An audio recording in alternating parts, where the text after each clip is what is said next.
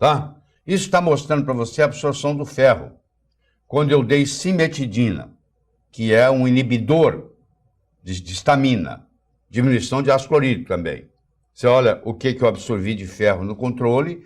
Quando eu recebo 600 ou 900 miligramas de Tagamet, que é o nome comercial, que é a cimetidina, você vai ver que a absorção de ferro vai diminuindo. Quanto mais eu usar desses remédios, menos ferro vai ser absorvido.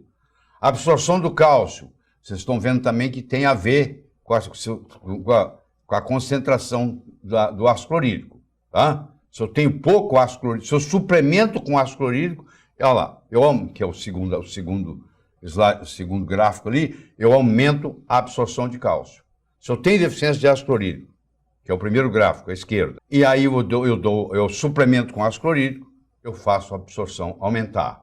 Eu estou tendo aqui deficiência de B12 e gastrite atrófica, quando ela é moderada, quando ela é severa. E está mostrando que quanto mais severa ela for, maior é a deficiência de vitamina B12, que tem, um dia nós vamos estudar a vitamina B12 em detalhe.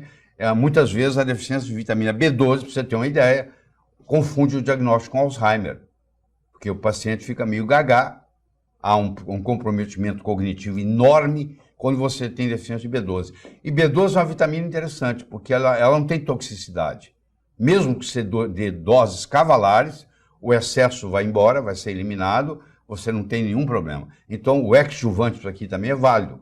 Ao invés de você ficar fazendo muito exame, você entra com a B12, de preferência, no caso, injetável, e de repente a pessoa melhora as manifestações de gaga que ela estava, e aí você vê a diferença, não era Alzheimer, era deficiência de B12. Isso é bastante comum, tá?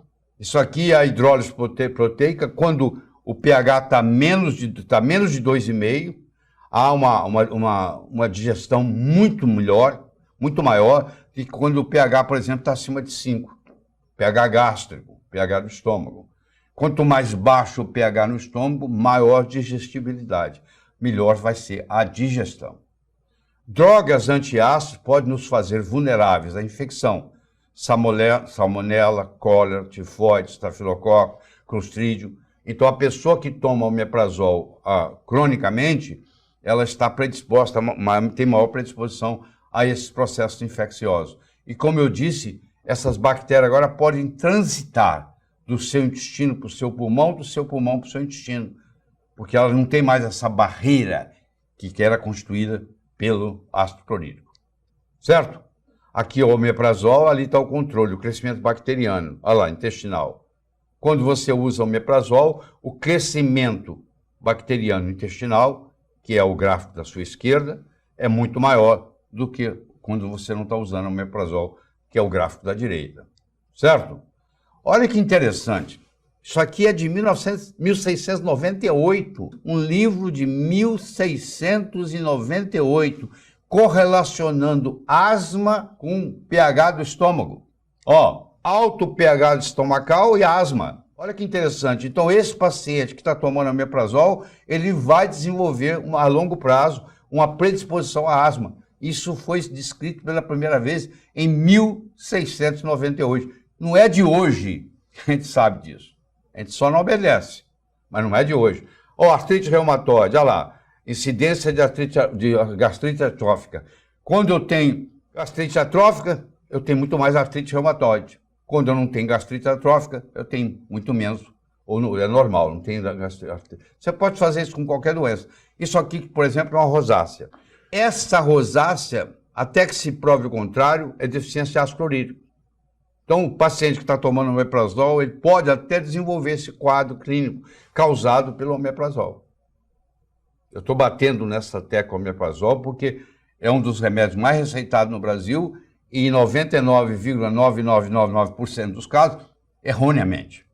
Porque o paciente, na realidade, tem a deficiência e não o excesso de ácido clorídrico estomacal. Certo? O Helicobacter pylori é responsável por mais de 80% das gastrites atróficas.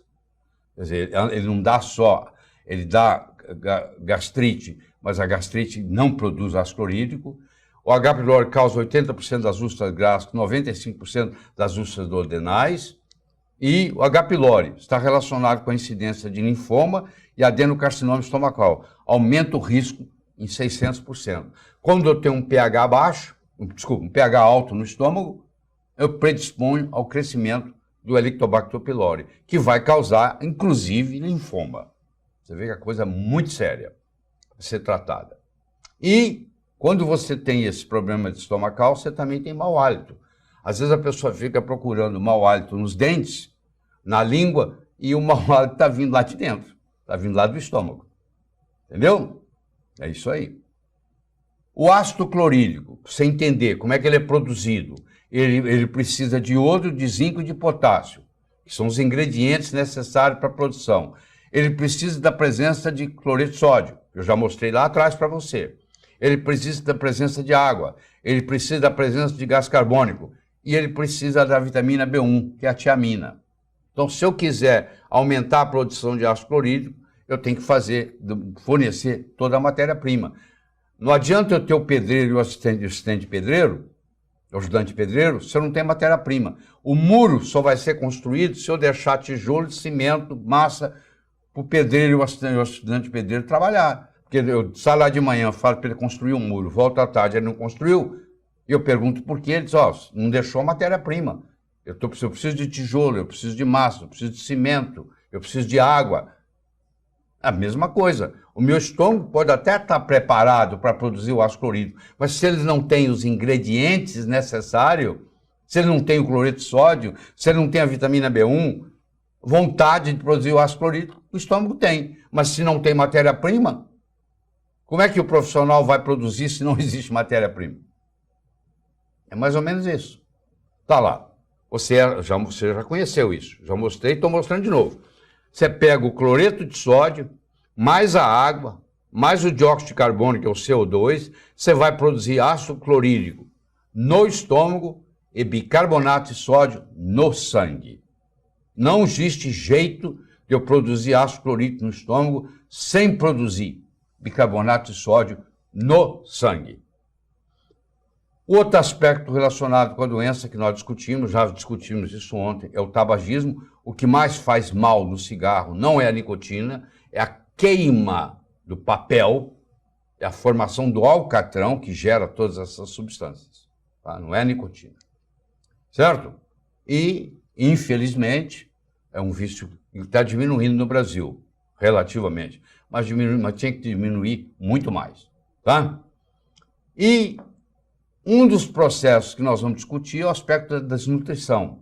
Então, a alimentação natural, isso aí é alimento, não é produto alimentício. Ajuda tremendamente, porque em todo o processo de adoecimento existe junto um componente de desnutrição. Você falou que a pessoa está doente, eu vou dizer para você que falta ou uma vitamina, ou um mineral, ou um macronutriente naquela situação.